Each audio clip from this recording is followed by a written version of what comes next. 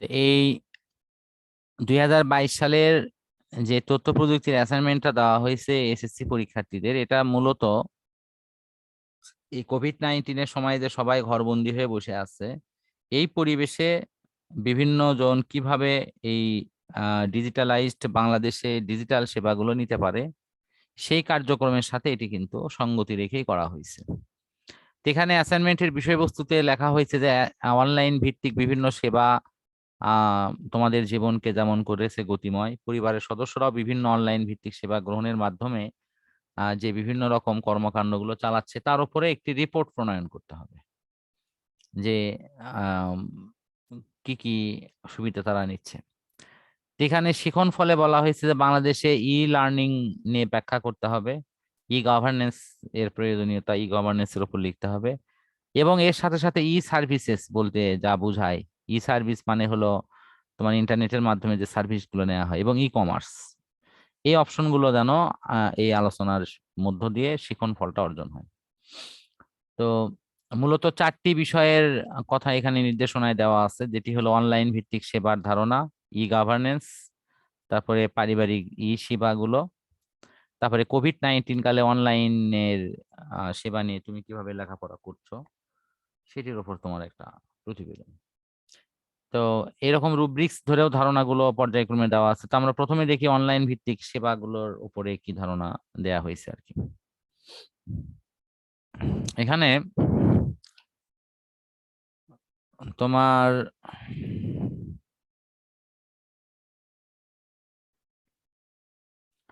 Online ভিত্তিক সেবা বলতে আমরা এটাই বুঝি যে আমরা সেবা নেওয়ার জন্য আগে অফিসে যাওয়া হতো, অফিসে যাওয়ার পরে অফিসে কোনো বস্তু কোনো কর্মচারী বা কর্মকর্তার মাধ্যমে সেই সেবাটা আমরা গ্রহণ করতাম, কিন্তু এখন অনলাইন ভিত্তিক সেবার অর্থ হচ্ছে আমি ঘরে বসেই সেই অফিসের সেবাটা নিতে পারবো।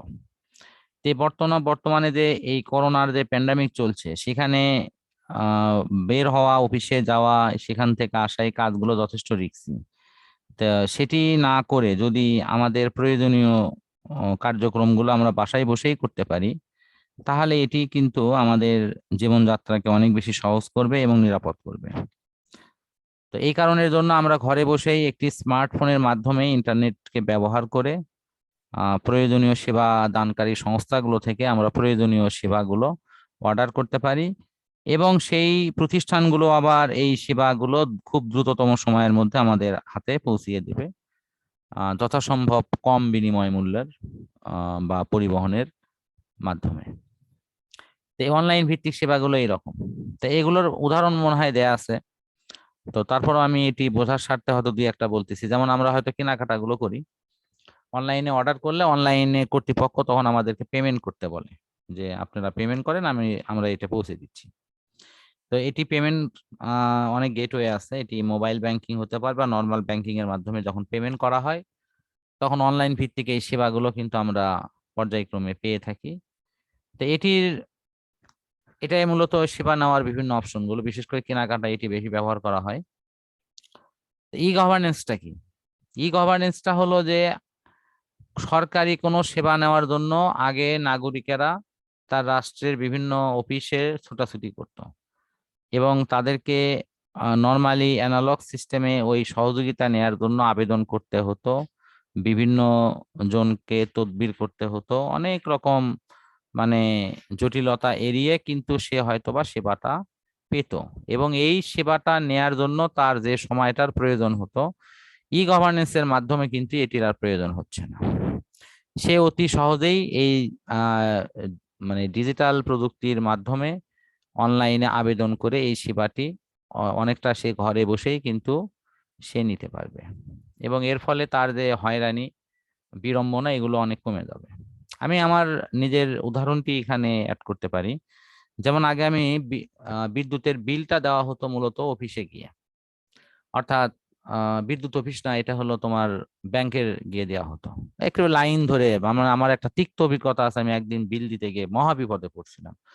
মানে আমার হাতে অত সময় ছিল না, কিন্তু ওখানে বিলের যে সিরিয়ালে পড়ছিলাম সেটা বিশাল একটা লম্বা সিরিয়াল। তো সেটা বিল দেয়া এবং তার সাথে যে হয়রানিটা এটা দেখে তারপরে আমার আর বিল দেওয়ার ইচ্ছা মানে মন থেকে উঠে গেছিল, আমি কিভাবে বিল দেব।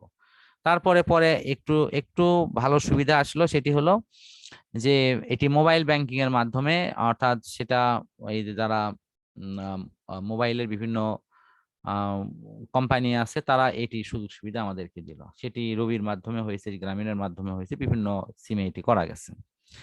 বর্তমানে এটি আরো ডিজিটালাইজড হয়েছে, যেটি আমি আমার রুমে বসে বর্তমানে বিকাশ, রকেট, তারপরে নগদ, এগুলো বিভিন্ন অ্যাকাউন্ট ব্যবহার করে আমি অনায়াসে এটি করতে পারছি। আমাকে আর কোনো জায়গাতেই যেতে হচ্ছে না, কোনো মানে সার্ভিস ফি দিতে হচ্ছে না। বর্তমানে উম, অনেক কোম্পানি এই বিষয়গুলোকে ফ্রি করে দিয়েছে, যে একটা নির্দিষ্ট লিমিটেড বিল তারা দিলে কোনো চার্জ নিচ্ছে না।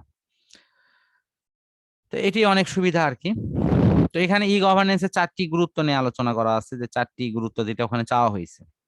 ঠিক আছে, উত্তরগুলো কিন্তু একটা প্রতিবেদন আকারে যেহেতু উপস্থাপন করা, এই কারণের জন্য এটি ক, খ, গ, ঘ অনেক সময় কিন্তু লেখা হয়নি। তো এগুলো যেমন আছে 4টি গুরুত্বের কথা আছে শিক্ষা ক্ষেত্রে। তো ই গভর্নেন্সের ক্ষেত্রে, শিক্ষা ক্ষেত্রে আমরা এই গভর্নেন্সের অপশনটা বিভিন্ন শিক্ষা প্রতিষ্ঠানে আগে ভর্তির আবেদন থেকে শুরু করে অনেক কিছুকে কাগজপত্রের মাধ্যমে করতে হতো, কিন্তু বর্তমানে এটি অনলাইনেই করা যায়। আমরা ভর্তির সুবিধা, তারপরে তোমার হলো আবেদন ফর্ম নেয়া, জমা দেয়া, তারপরে রেজাল্ট নেয়া, এগুলো সমস্ত কিছু এখন আমরা কিন্তু অনলাইনেই করতে পারছি। তা এটা হলো পড়াশোনার ক্ষেত্রে এক ধরনের সুযোগ সুবিধা হচ্ছে। পরীক্ষার ফলাফল নিয়ে, তো পরীক্ষার ফলাফল নেওয়ার জন্য আগে প্রত্যন্ত অঞ্চল থেকে শহরে আসতে হতো, তাকে সারাদিন অপেক্ষা করে অনেক কষ্টে ফল জোগাড় করতে হতো, কিন্তু এখন সে ঘরে বসে কিন্তু সামান্য একটি মোবাইল ফোন তার হাতে থাকলেই সে কিন্তু অনায়াসেই ইন্টারনেট ব্যবহার করে অথবা ইন্টারনেট ছাড়াও SMS সুবিধার মাধ্যমে কিন্তু তাৎক্ষণিকভাবে সে তার ফলাফলটা পেয়ে যেতে পারছে। তো এই বিষয়টা আসতেছে পরীক্ষার ফলাফলের ক্ষেত্রে। এরপরে আসছে হলো তোমার সরকারি সেবা। জেলা প্রশাসকের মানে প্রশাসকের কার্যালয়ে গিয়ে আমরা বিভিন্ন কাগজপত্র তোলার ক্ষেত্রে আগে আবেদন করতাম, যেটি অনেক বেশি আহ যাকে বলা হয় আমলাতান্ত্রিক জটিলতা ছিল। সেগুলো এখন অনেক সরলীকরণ হয়েছে, এখন আমরা অনলাইন থেকে আবেদন করে মাত্র 2-3 সপ্তাহের যে সেবা এখন 2-3 দিনে পাওয়া যায়। বিশেষ করে অনেক রকম জরুরি কাগজপত্রের মধ্যে দলিল, পর্চা সহ নানাবিধ জমির গুরুত্বপূর্ণ পেপারস গুলো কিন্তু এখন অনলাইনের মাধ্যমে অতি সহজেই এটি পাওয়া সম্ভব। এটি এবং এটি ডিসি অফিসে কিন্তু করা যায়। তো এর ফলে কি হয়েছে, আমাদের এই কাজগুলো আগের তুলনায় অনেক বেশি গতিশীলতা পাইছে এবং এটি নির্ভরযোগ্যতাও বাড়ছে। এরপরে আসছে তোমার নাগরিক সেবা। তো নাগরিক সেবার মধ্যে আমরা এই যে পানি, গ্যাস, বিদ্যুৎ বিল এগুলো যে প্রদান করার বিষয়টি, যে কথাটা আমি একটু আগে উদাহরণে দিলাম, সেটি কিন্তু এখানে আসছে, যে এই বিলগুলো পরিশোধ করার ক্ষেত্রে কিন্তু আগে অনেক বেশি ঝামেলা পোহাতে হতো গতানুগতিক সিস্টেমে, কিন্তু বর্তমানে এটি অনলাইন সিস্টেম করাতে অনেক বেশি আমাদের সহজ হয়েছে এবং কাজটাও অনেক দ্রুত করতে পারছি আমরা। তারপরে এরপরে যেটা আছে তা হলো এই ই গভর্নেন্সের আমাদের নাগরিক জীবনকে উন্নত করা, হয়রানি মুক্ত করা এবং ঝামেলা মুক্ত করাই হলো এই ই গভর্নেন্সের মূল অপশন। উদাহরণ হিসেবে এখানে এটিএম বুথের কথা বলা হয়েছে। আগে টাকা তোলার জন্য আমাদের ব্যাংকে গিয়ে লাইন ধরতে হতো, এখন এটিএম কার্ড থাকার অর্থ, এটিএম বুথ থাকার অর্থ হচ্ছে দিনরাত 24 ঘন্টা, সপ্তাহে 365 দিন আমরা যে এনি টাইম যে কোনো সিস্টেমকে ব্যবহার করে, এটিএম সেবা হোক, মোবাইল ব্যাংকিং হোক, অন্য কোনো সিস্টেমে, এটি ডিজিটালাইজড ফরম্যাটে কিন্তু এই লেনদেনের কাজটি এখন সহজেই করা যায়। এখন পরবর্তীতে যেটা ওখানে প্রশ্নে চাওয়া হয়েছে, আমরা যদি প্রশ্নের আঙ্গিকে একটু দেখি, যে পরিবারের সদস্যদের ই সেবা গ্রহণের সুযোগ সুবিধা উল্লেখ করা। তো এখানে বলা হচ্ছে 4 বা তার অধিক সেবা গ্রহণের কথা কিন্তু উল্লেখ করতে হবে, কমপক্ষে 4টে থাকা লাগবে, যে কি কি সেবা মানে গ্রহণ করা হচ্ছে। তো এটাই পরিবারের ই সেবা গ্রহণের ব্যাপারগুলো আছে। তো পারিবারিক জীবনে আমরা কি কি সুবিধা নেই, ফার্স্টলি যেটা আছে এখানে বেশ কিছু পয়েন্ট উল্লেখ করা আছে, যে এই যে সংস্কার, ই পর্চা, ই টিকেট, টেলিমেডিসিন, এগুলো বিষয় নিয়ে এখানে কথা বলা হয়েছে। তো টেলিমেডিসিনটা কি? যে আমরা অসুস্থ হলে সাধারণত ডাক্তারি চেম্বারে গিয়ে সিরিয়াল দিয়ে ডাক্তারের সাথে কথা বলে আমাদের কিন্তু সেবাটি নিতে হয়।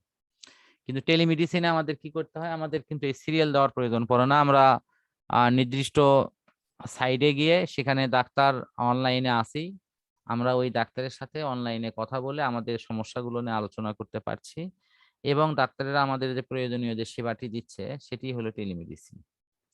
তো এক্ষেত্রে ওই ডাক্তার চাইলে আরো অন্যান্য ডাক্তারের সাথে কনফারেন্সিং এর মাধ্যমে তাদেরকে যুক্ত করে ওই রুগীর অবস্থান ওই বিশেষজ্ঞ ডাক্তারদের সাথে পরামর্শ ক্রমে তারা কিন্তু সিদ্ধান্ত নিতে পারছে। তো এটি বর্তমানে বিভিন্ন বেসরকারি সংস্থাগুলো এই ধরনের সেবা দিচ্ছে, এবং সরকারি বিশেষজ্ঞদের নিয়েও কিন্তু এই ধরনের সেবা চালুর ব্যাপারগুলো চালু আছে অনেক জায়গাতেই। এরপরে আছে ই পর্চা। ই পর্চা সুবিধাটা এটা আমি নিজেও নিয়েছি, এটা ডিসি অফিস থেকে এই পেপারস গুলো উঠানো যায়। জমির কাগজের জন্য এখানে বর্তমানে অনলাইনে ডিসি অফিসে আবেদন করে সেখানে জমির বিভিন্ন রকম দলিল দস্তাবেজ পর্চাগুলো, বিশেষ করে পর্চা মানে হলো রেকর্ড ফাইল আর কি, যেগুলো সরকারের কাছে রেকর্ড আছে, সেগুলো কিন্তু একটা নির্দিষ্ট ফি দিয়ে কিন্তু অনায়াসে তোলা যায়। এটা দেশ থেকে না, এটা বিদেশ থেকেও আবেদন করে কিন্তু এটি তুলে নেওয়া সম্ভব। ই লার্নিং, আমরা বর্তমানে যে লার্নিং প্রসেসের মধ্যে আছি এই অনলাইন প্রসেসে, সেটি কিন্তু ই লার্নিং প্রসেসেরই একটি অংশ।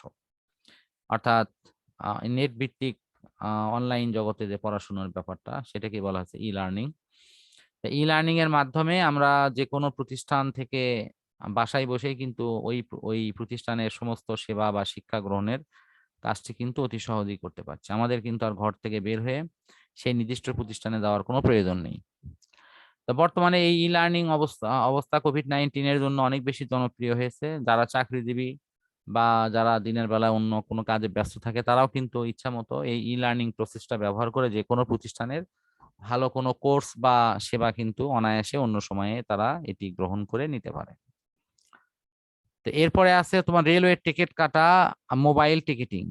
এটা এটা অবশ্য মনে হয় এখন অনেকটাই জনপ্রিয়তা পাইছে, কারণ টিকিট কাটার ব্যাপারটা কিন্তু অনেক বেশি আসলে কষ্টসাধ্য কাজ।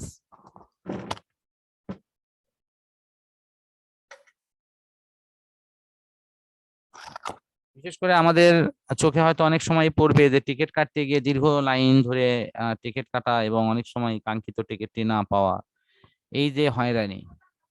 তো এই বিষয়গুলো আমাদের কিন্তু এখন করতে হয় না, এখন অনলাইনে যে টিকিটটি তারা ছাড়ে এটা নির্দিষ্ট ওয়েবসাইটে আমরা লগ ইন করে এই টিকিটটি কিন্তু সহজেই সংগ্রহ করতে পারি তাদের নিয়ম কানুনগুলো মেনে।